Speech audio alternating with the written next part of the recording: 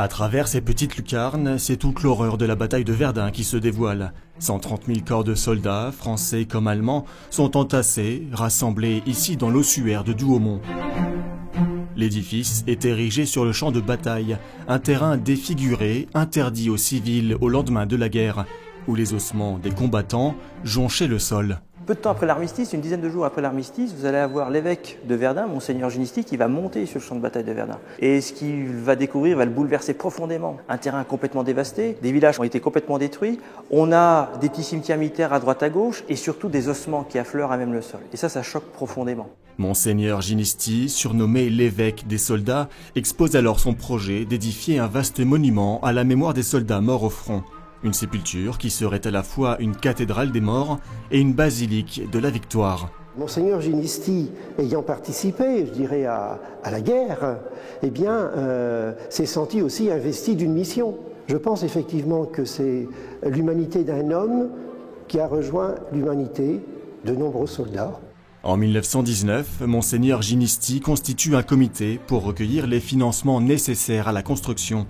Au total, 15 millions de francs seront recueillis, une somme considérable à l'époque.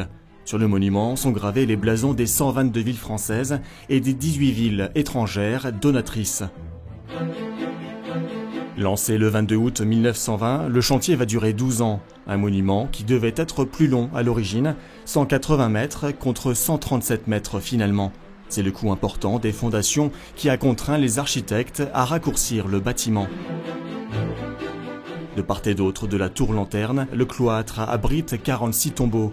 Ces caveaux représentent les différents secteurs du champ de bataille. Sur les parois sont gravés les noms de soldats tombés au combat. C'est la comtesse de Polignac, qui faisait partie du comité, qui a eu l'idée, en 1923, d'ouvrir à la souscription l'intérieur du cloître. Donc de permettre à des gens, contre de l'argent, de faire graver le nom d'un proche qui était mort pendant la Première Guerre mondiale, pas forcément à Verdun d'ailleurs, mais mort pendant la Première Guerre mondiale. Donc c'est très impressionnant, en effet, quand on rentre dans ce cloître, avec cette lumière orangée qu'on retrouve. Le bâtiment devait être ouvert au départ, mais on l'a fermé parce qu'à cause du vent sur les Hauts de Meuse, ça aurait été difficile de tenir à l'intérieur. Mais en effet, il y a une ambiance particulière et qui est renforcée, alourdie, en voyant tous les noms de ces soldats qui étaient tombés pendant la Première Guerre mondiale. L'ossuaire de Douaumont se dresse sur le champ de bataille, telle une épée plantée dans le sol jusqu'à la garde. Un lieu symbole de la Grande Guerre, mais aussi de la réconciliation franco-allemande.